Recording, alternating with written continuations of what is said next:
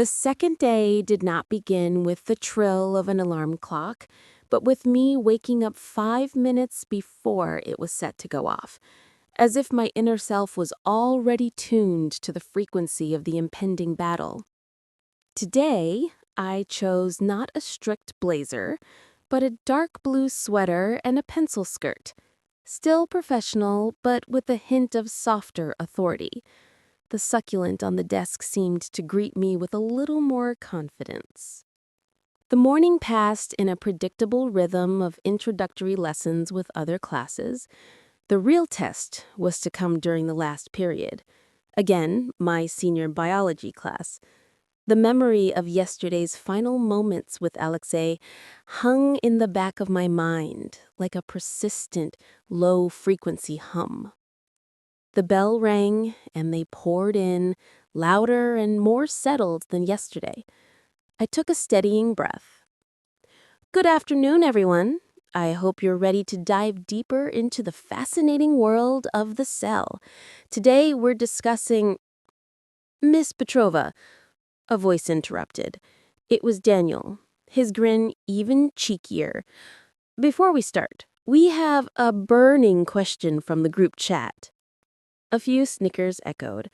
I crossed my arms, leaning against the edge of my desk. A collective inquiry. I'm flattered. Let's hear it. The second day did not begin with the trill of an alarm clock, but with me waking up 5 minutes before it was set to go off, as if my inner self was already tuned to the frequency of the impending battle.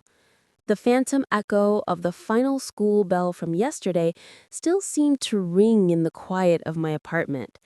I lay there for a moment, staring at the ceiling, mentally rehearsing the day's lesson on organelles.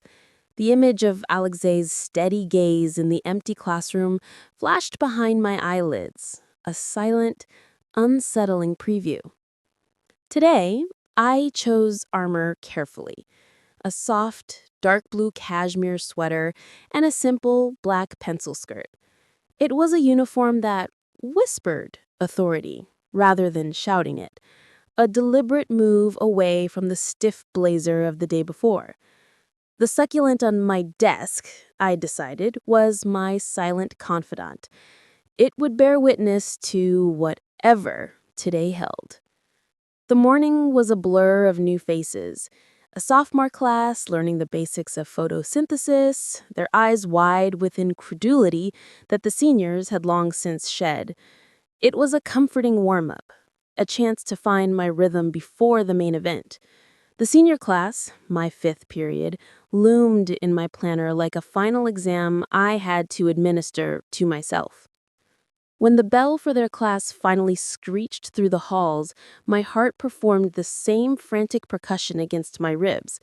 They entered with a different energy than yesterday. The cautious curiosity had been replaced by a familiar, almost proprietary clamor. They owned the space now, and they were deciding what my role in it would be. I remained standing by the window, feigning a calm observation of the schoolyard below, until the last backpack was slung over a chair. Good afternoon, I began, my voice cutting through the chatter with a steadiness I was proud of. I hope you're ready to leave the simplicity of the cell membrane behind and venture into the bustling metropolis within. Today we're discussing... Miss Petrova, a voice interrupted. It was Daniel, his grin even cheekier. Before we get to the city planning of the cell, we have a burning question from the group chat. A wave of suppressed giggles swept through the room. I turned slowly, crossing my arms and leaning against the radiator beneath the window. I offered a small, patient smile. A collective inquiry. I'm intrigued. The floor is yours, Daniel. He sat up, his eyes glinting. Okay, so, is it true that if you dissect a frog, it can twitch and kick after its heart is, out? Because my friend Liam swears he saw it happen in his cousin's lab, said it was like something out of a zombie movie. The room fell silent, all eyes fixed on me.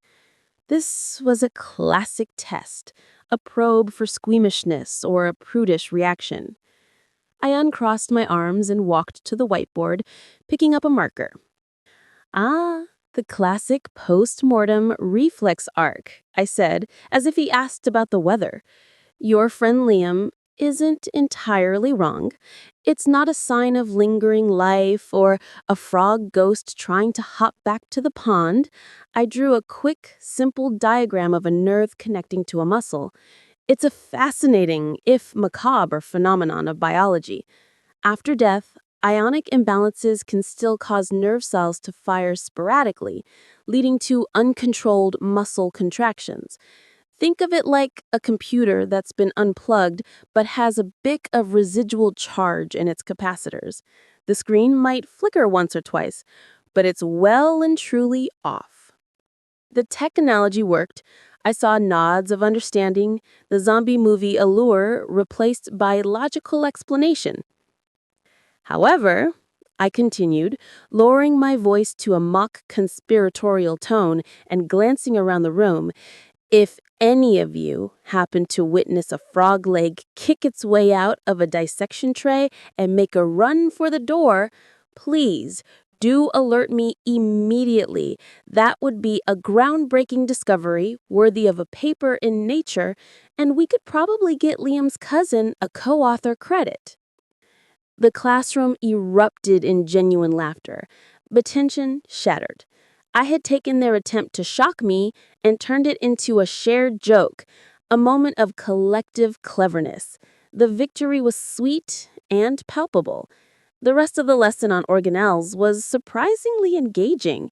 We debated whether the Golgi apparatus was more like a post office or an Amazon warehouse, and I likened lysosomes to the school's janitorial staff, essential, powerful, and capable of causing a real mess if they ruptured. For a few glorious minutes, it felt less like teaching and more like a lively conversation. Then came the practical session.